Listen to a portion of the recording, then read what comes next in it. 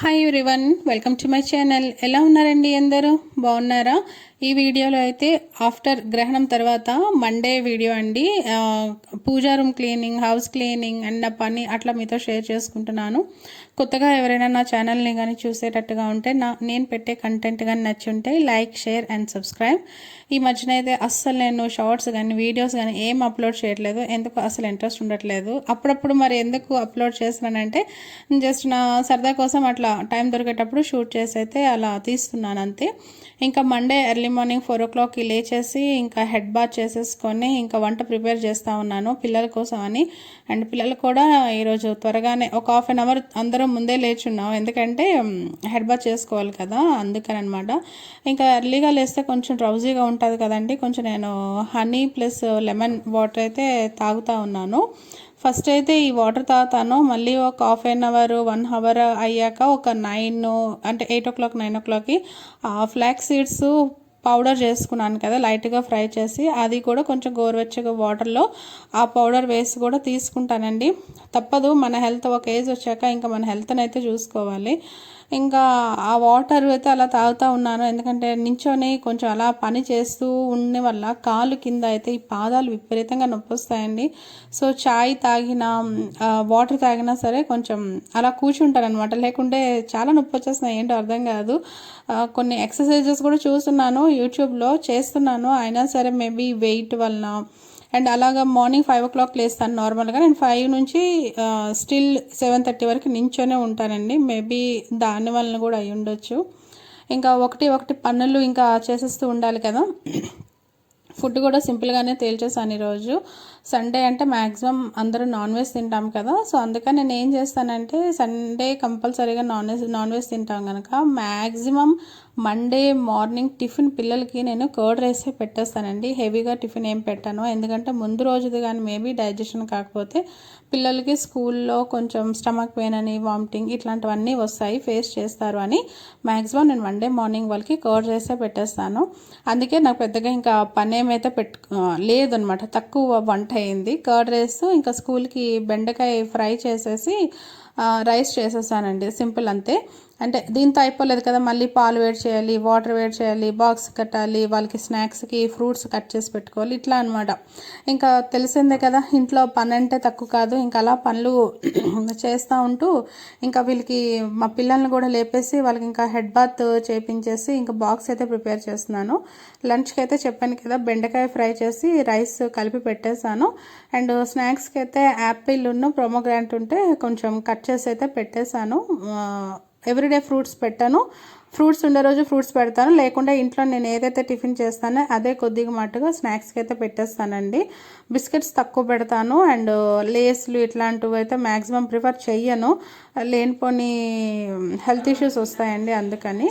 And మా పిల్లలకైతే ఒక 6 months నుంచి ఒక అలవాటు అయితే నేర్పిస్తున్నాను. లేచిన తర్వాత కొంచెం స్నానం చేసుకున్నాక దక్షిణామూర్తి స్తోత్రం చదవమని. మా అమ్మాయి కొంచెం హెయిర్ క్లిప్ పెట్టుకొని చదవే అని అంటే అన్నది మర్చిపోయింది. తర్వాత ఇప్పుడు నేను ఈ వీడియోలో చూస్తున్నాను, మా వారికి వీడియో తీయమంటే అలా చూస్తూనే ఉన్నారు కానీ చెప్పలేదు. ఇంకా అంటే జుట్టు కూడా తడిగా ఉంది కదనేసి ఊరుకొని ఉన్నదేమో తను. ఇంకా హెయిర్ డ్రై కంపల్సరీ కదండి. నార్మల్గా అయితే మా అమ్మాయి 7 o'clockకి స్కూల్కి వెళ్ళిపోతుంది. హెయిర్ డ్రై అవ్వకపోతే అసలే బయట విపరీతంగా చల్లగా గాలి వస్తుంది, మళ్ళీ జలుబు, దగ్గు, ఫీవరు. అసలే హైదరాబాద్లో పిల్లలందరూ విపరీతంగా సిక్ అయ్యి ఉన్నారు ఈ వర్షాల వలన. అందుకే ఇంకా కంప్లీట్గా హెయిర్ డ్రై చేస్తున్నాను. నార్మల్గా ఇంట్లో ఉండేటప్పుడైతే డాబా పైకి వెళ్ళమంటాను, ఒక హాఫ్ అన్ అవర్ ఉండి వచ్చేయమంటాను అనమాట, 15 to 20 minutes. ఆ ఎండకి హెయిర్ అంతా డ్రై అయిపోతుంది అనేసి. ఇంకా తను టిఫిన్ చేశాక తనకి జడలు వేసుకొని రెడీ చేస్తూ ఉన్నాను. ఇంకో వైపు నుంచి మా అబ్బాయిని కూడా ఇంకా రెడీ చేస్తున్నాను అనమాట. అండ్ ఈ మధ్యన అయితే నేను కొంచెం ఇంకా పిల్లలు స్కూల్కి వెళ్ళిపోయి మా వారు ఆఫీస్కి వెళ్ళిపోతే కొంచెం వాకింగ్ అని వెళ్తున్నానండి. కొంచెం లేట్ అవుతుంది, మరి ఇంకా తప్పట్లేదు, ఎందుకంటే ఇంకా ఇది రైట్ టైం. కొంచెం హెల్త్ కూడా చూసుకోవాలి, మనమేమి ఇంకా స్వీట్ 20, 22, 23లో లేము కదా, ఏజ్లో లేము కదా. ఒక 30+ అయింది, 35 క్రాస్ అయింది అని అంటే కొంచెం హెల్త్ అనేది కంపల్సరీగా చూసుకోవాలి, లేకుంటే లేనిపోని హెల్త్ ఇష్యూస్ అన్నీ వస్తాయి. అందుకని నేను ఏం చేస్తున్నానంటే ఇంకా పిల్లలు స్కూల్కి వెళ్ళిపోయాక, మా వారు ఆఫీస్కి వెళ్ళిపోయాక 8:15 కల్లా వాక్ చేసుకొని అయితే వస్తున్నానండి బయటకల్లా. ఒక 20 to 30 మినిట్స్ అంతే. దానికి ఎక్కువ చేయలేను, ఎందుకంటే ఇంటికి వచ్చాక కూడా మళ్ళీ నాకు చాలా పనులు ఉంటాయి. భగవాన్ దగ్గర పూజ చేసుకోవడం ఇవన్నీను. పూజ అయితే లేట్ అవుతుంది, ఇంకా తప్పట్లేదు. ఇంకా నేను పూజ చేసుకొని అన్నీ చేసుకొని బయటకు వాకింగ్కి వెళ్ళాలి అని అనుకుంటే అది 11, 1 గంట ఆ టైమే అవుతుంది. తప్పదు, ఇంకా కొన్ని బ్యాలెన్స్ చేసుకోవాలి. అలానే ఎర్లీ మార్నింగ్ పూజ చేసుకుందామంటే 5 o'clockకి నేను స్టవ్ ఆన్ చేస్తేనే కానీ నాకు అవ్వదండి.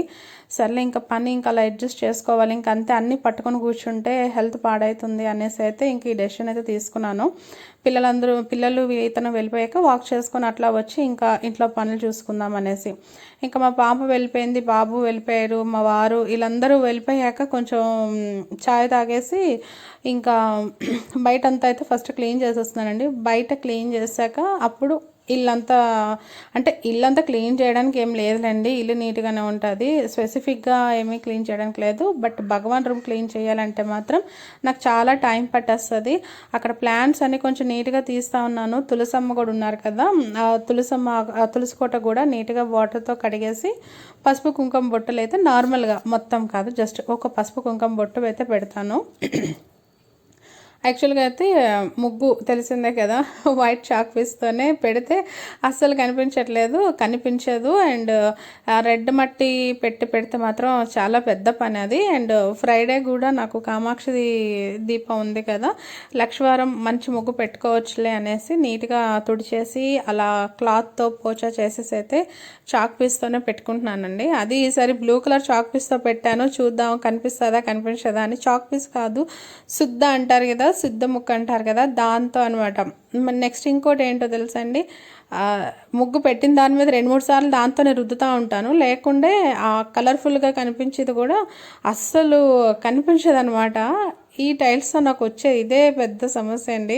చాక్ పీస్తో కనిపించే ఫ్లోర్ అయి ఉంటే మాత్రం భలే ముగ్గులు పెట్టుకోవచ్చు, రోజుకు ముగ్గు పెట్టుకోవచ్చు, కానీ అసలు కనిపించదు. అది డ్రై అయ్యాక ఇలా కనిపిస్తుంది.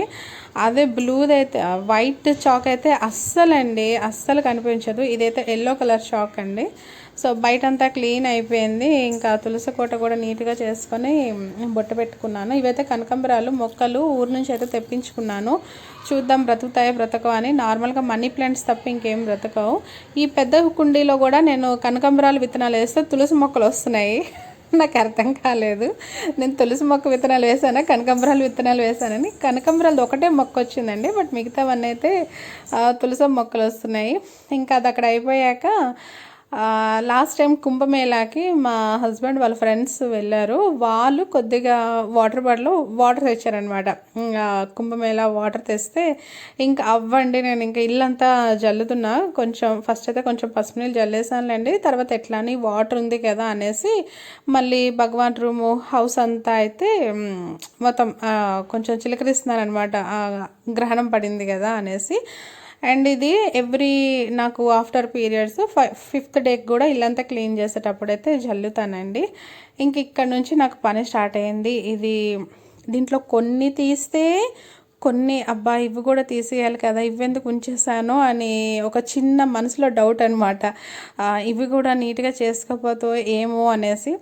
యాక్చువల్గా అలాంటి డౌట్స్ వలన ఈ భగవాన్ రూమ్ అంతా క్లీన్ చేసేటప్పటికైతే నాకు మధ్యాహ్నం 4 అయ్యిందిలేండి.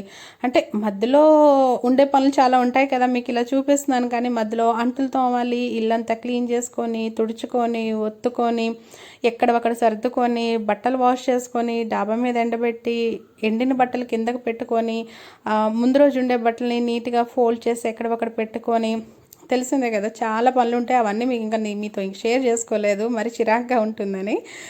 ఇంకా అవన్నీ ఇవన్నీ చేసేటప్పటికి నాకైతే ఈవినింగ్ 4 అట్లా అయింది. ఫుల్ టైర్డ్ అయిపోయాను అసలు. మా పిల్లలు వచ్చేటప్పటికైతే అసలు ఓపిక కూడా లేదండి. చూడడానికి చాలా చిన్న పనులాగా ఉంటాయి, కానీ ఇవి కంటికి కనిపించని పనులు అనమాట. సో అలా ఇంకా మొత్తం భగవాన్ రూమ్లో ఉన్నవన్నీ అయితే తీసేసి మొత్తం క్లీన్ చేసుకొని అయితే కూర్చున్నాను. ఈ ప్రాబ్లం ఏంటంటే పెట్టుకుంటే నింపుగా ఉంటుంది దేవుడి రూమ్ అనేసి అన్నీ పెట్టుకుంటాను. బట్ పండగలప్పుడు ఇట్లాంటి గ్రహాలప్పుడు ఏమైనా మైలప్పుడు తీసేసి మొత్తం క్లీన్ చేస్తే అప్పుడు అనిపిస్తుంది ఎందుకు ఇన్ని పెట్టానా అనేసి. నిజంగా అండి చాలా పెద్ద పని అండి ఇది. అంటే సపరేట్గా భగవాన్ రూమ్ ఉన్న వాళ్ళకి తెలుస్తుంది ఎంత పని ఉంటుందో అదంతా క్లీన్ చేసేటప్పటికి అనేసి. అవన్నీ తీసేసి అయితే మొత్తం ఇంకా క్లీన్ చేస్తూనే ఉన్నాను. క్లీన్ చేస్తున్నానే కానీ మధ్యలో భయం ఏంటంటే ఈ లిజర్డ్స్ ఈ మధ్యన కిచెన్లో విండోస్ ఓపెన్ చేసిన వల్ల ఈ లిజర్డ్స్ అనేవి వచ్చేస్తున్నాయి. అవి తిన్నంగా వచ్చి భగవాన్ రూమ్లోనే ఉంటాయండి. ఎందుకంటే ఆ ఫోటోలు ఇవన్నీ కదిపించడం తక్కువ కదా అనమాట. ఎప్పుడో కదిపిస్తూ ఉంటాం కనుక ఆ ఫొటోస్ వెనకాతలు ఉంటాయి, అదొక భయం. మాకు ఆ కింద ఇచ్చున్నారనమాట ప్లేసు ఈ భగవానికి సంబంధించినవన్నీ పెట్టుకోవడానికి. ఇంకా అవి కూడా అన్నీ తీసేసి ఇంకా క్లీన్ చేస్తున్నాను. చెప్పున్నాను కదా అంత డస్ట్ ఏం పట్టదండి, నీట్గానే ఉంటుంది. బట్ ఇలాంటప్పుడు ఇంకా కంపల్సరీగా క్లీన్ చేస్తాను. ఓన్లీ ఎప్పుడైనా పండగలకి అండ్ గ్రహణం పడితేలండి. ఆఫ్టర్ పీరియడ్స్ మరి నేను ఇంత పట్టి ఏం చేయను.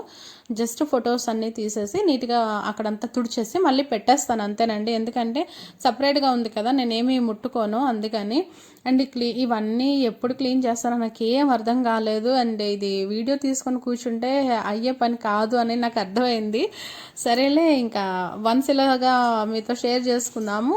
ఆఫ్టర్ మొత్తం క్లీనింగ్ అప్పుడు మళ్ళీ అన్నీ చూపించచ్చులే అనేసి అయితే అనుకున్నాను.